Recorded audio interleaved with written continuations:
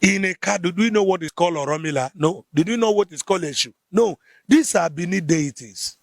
But in Kalan, do you know what is called Ikenga? Yes. Do you know what is called Arosi? Do you know all these names? All those small, do you know what Agu and all that? Yes, we understand it. How then did the Ka people inherit another man ways of worship, living his own parental ways of worship? These are some of the questions and some of the points that our people need to look into. And they now align them with false information, pointing them that they are from Edo State.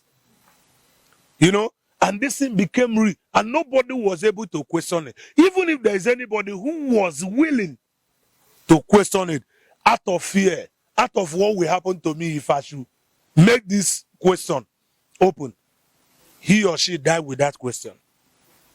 And today we are suffering it. And our people believe that we are from Edo State. We are not. What are those things that you inherit from your forefathers?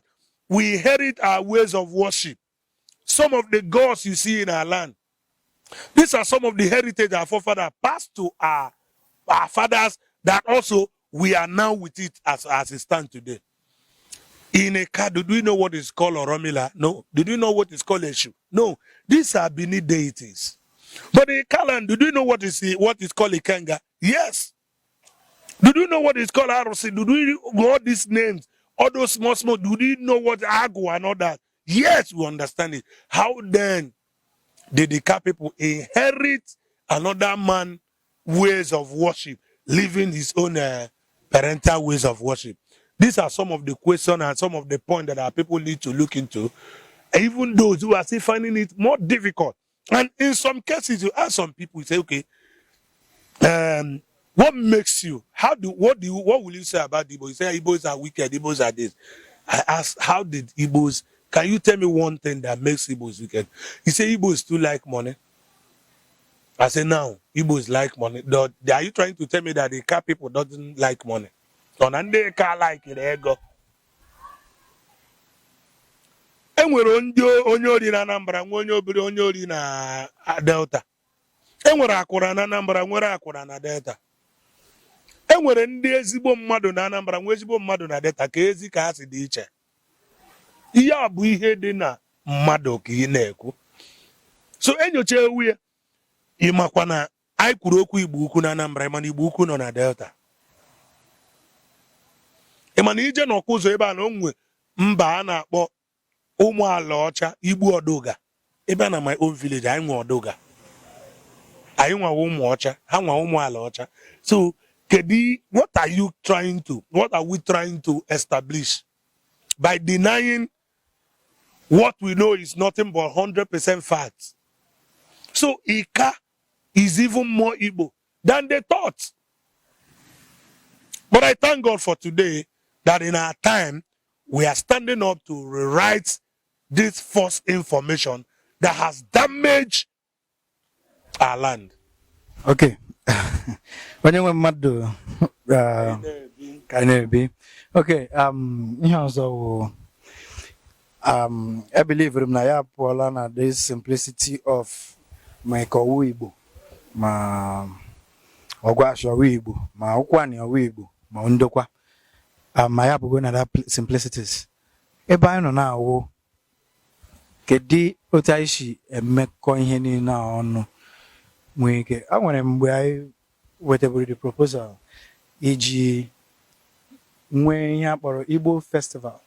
Anyị kwuoli ya dịka isiwe mụnwa jikwie n'ọlụ.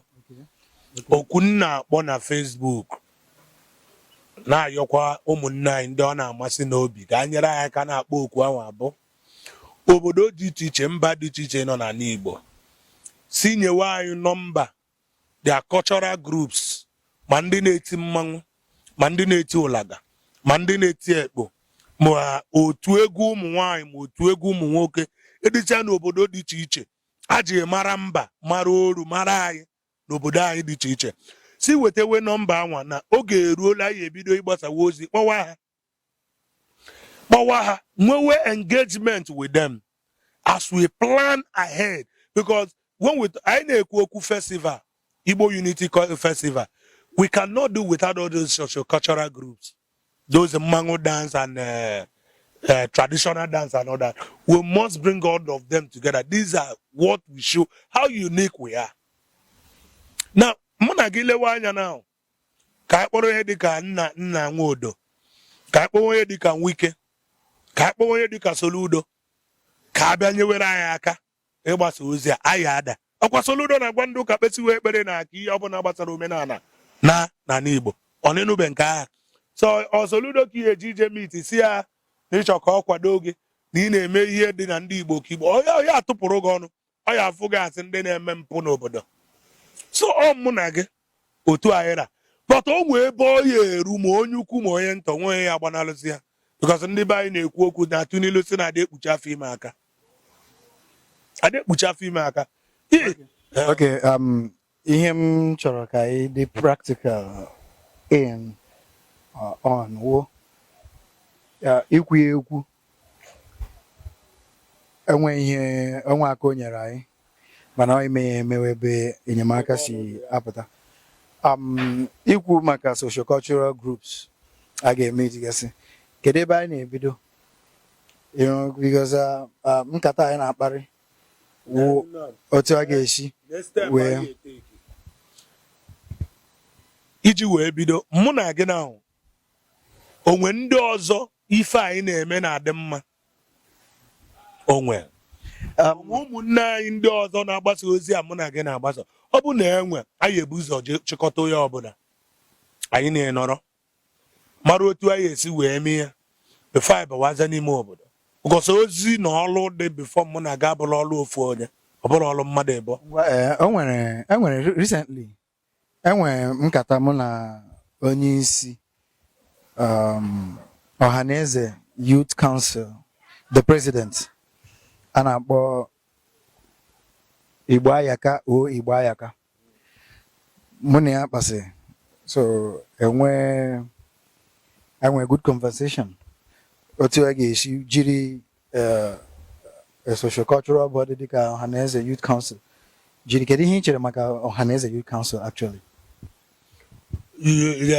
That body dị mma mana ọ bụ na anyị na ha ya alụ ọlụ anyị amara na ọ bụrụ politics ka anyị bịara ịgba. Because Ọhaneze as a body, Ọnụika as a body, Ikwere ga-ekwu as a body, Ụkwanị gịnịwa as a body, Anioma in general as a body, ka a na-akpọ ndị Abịa Arọchukwu gịnịwa as a body, wụ political movement, not traditional and cultural movement. Ọ bụ na ịchọ ọha achọ na ife asị na ife a na-eme ya amasịfa, anyị amara na oyije ọbụla ha anyị na fa na-eje abụrụ politics. There are difference between what you are doing and politics. Ihe anyị bịara ime imezi ihe ndị political movement imebigasị n'ime anwụ anyị ka anyị bịara imezi. So anyị were ukwu ya na-amaghị mewe ya politics mana anyị ada aka. Ịnụ ebe nna gị na anyị ada aka. Politics mana anyị ada aka. Politics anyị ada aka. Anyị ewepụ politics na ihe anyị na-eme ka anyị nwee ike lụọ ya otu o kwesịrị ịdị. So ọ bụ na Ọhaneze ndị Igbo Youth Wing chọrọ isi anyị lụọ ọlụ a, ha mara na anyị na-alụ ọlụ with us, wepụ political mindset first, because ihe anyị chọrọ ime achieve ka anyị unite godo ụmụnne anyị niile across Nigeria ka anyị bụrụ n'otu. Then after that step, we can now begin to look at the benefit of this coming together. And we can see say ba webata was a politics. But na mbida si wepu politics. Okay, etinye politics anyị akwụrụ n'ụzọ. Anyị ga-ejeru n'isi. Wow. I mean, no juru m ọnụ. Mana ekwetere m na ihe ị na-ekwu. Okay, ngwa ka anyị jiri nke a jiri pịachie nkata. Kedu ihe ị chere maka ndị eze ọdịnala otu a ga-eshi maka na a ga-ebido na ebe a kpọrọ Eastern Igbo ka Western Igbo ka Northern Igbo ka a ga-eji wee bịawa ndị eze ha na ndị ọdịnala ha. Kedu ebe ị chere na a ga-ebido? nke bụ eziokwu owo ebe ọ bụ na isi wee bido ọ dịghị njọ but ọ ya aka mma na ebido ebe anwa ndị anwa sị na ha nwa ebe ọ dị mma ka ebido ebe ndị anwa nwere obi ịbụọ ma iso ma nye soro ka isi ebe ha nwa nọ wee bido na isi ebe a bido ndị eze ihe agwakwafa because na eze ọbụla efu n'obodo a na minus eze Chukwuemeka iri eze ndị ọzọ the political eze ka o ji bụ na ịpụta na sọ ya nwa ka a na-akpọ eze na Anambra, ndị ọzọ bụ igwe. Ọ bụrụ ebe m chọrọ ije ọfịs ya is not appointed politically. That is what it is traditionally. But most of ndị anyị na-akpọ ndị igwe with political appointment. That is why most of them now find it so difficult to work, as far as to work in any project agaghị suitable for their political goal. Onye ba isi enwe nsogbu with them. But ọ ya amasị anyị na ọ bụ na anyị fụ ndị igwe anyị agbakwulu kọlụfa ka o si eme anyị ya anabata okwu anyị ka o si dị anyị n'obi. Anyị na-afa alụba because ọlụ anyị na-alụ gbasakwara ha nwa. Ọlụ anyị na-alụ gbasara ha nwa. Ọ bụrụ sọ mụ na gị ma ndị ọzọ na-ekwu gbasara Igbo unity, tradition and culture, ọ gbasara anyị niile. So ndị eze need ịbata n'ihe anyị na-eme ka o nwee ike nwee okpu maka okpu adịbeghị ya. Anyị ekpuwe ya okpu eze, ekpuwe ya okpu eze mana anyị echighị eze. Ọ ga-adịzi ka ihe ụmụaka na-eme n'egwu ọnwa. Ọ ebe a ka njelo ndị eze aka ndị eze need aka otu Obi Ọnịcha nọ na Alfred Achebe nwere influence. Mmadụ dịka Alfred Achebe inwete ịba ya into the ideas of uniting ndị Igbo niile kwuo okwu. Ndị eze ndị niile nọ na Anambra 80 to 70 will follow him. The same thing with Asaba of Asaba. The same thing with Omu of Okpanam Ijenanki. The same thing with Obi of Abo, which is Day of Abo. Day of Abo. So if you go to me and put a bang like I see when you call Obodo no maka ụmụaka ndị obodo si ma nwoke ma nwaanyị ndị obodo ji mere obodo. Anyị nwere ọrụ ebe ha nọ because na ha na-aṅa ntị ife anyị na-ekwu. Ha nwa na-ajụ ajụjụ. Ha na-afụkwa na ihe anyị na-ekwu ihe ziri ezi. Bọtọ ebe ndị eze anwa ọkwa a na-akpọ ha traditional rulers, ọkwa a na-akpọ ha aka ji ọfọ, ọkwa a na-akpọfa ndị ji obodo, ndị na-achị obodo. Ọ ha nwa ka fọlọ ihe kwete n'ihe. Ama nke bụ eziokwu. Ama m na onwe ebe ijere interview agwa gị ho ha na onwe ife ọ ya emepe ọnụ ukwu na DSS eju na bịa. Ịma ihe o ji gwa gị otu a, achọghị m ịkpọwa afa, ihe o ji gwa gị otu a na ha niile ma ihe ha na-alụ, ha na-ama onye ha na-alụle. So eze ndị igwe ndị obi maka ịbịa na Delta ya anyị nwa na-ekwu obi ka anyị na-enwe. Ịbata na Anambra a na-enwe igwe, some na-enwe eze. Imo the same thing. So ije na Akwale a na-enwe ọkpara ukwu. Yatagona, which is the original fund system anyị na-esofu before the monarchy system abata n'ime anyị. So ọkpara ukwu, which signifies the most elders every community bịa ya maka ọfọ na adị n'aka. Ọ da onye na-esi ya ewelu. It's not politics.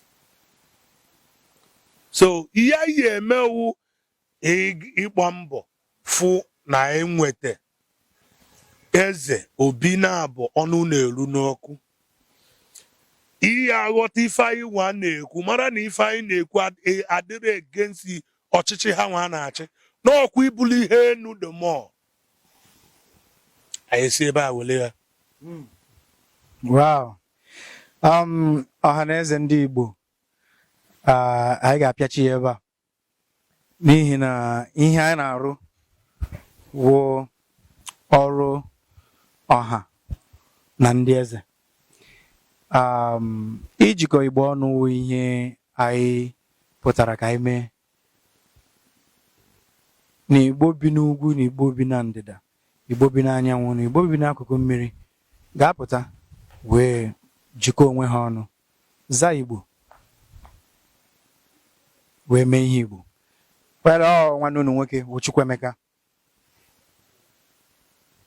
aka XUAP, the extra talented young progressive entrepreneur, the RAB Refinable Boy, SBGC, Street Boy Gone Classic. I remember with unu akụkọ a na Nnamdi TV. Udo.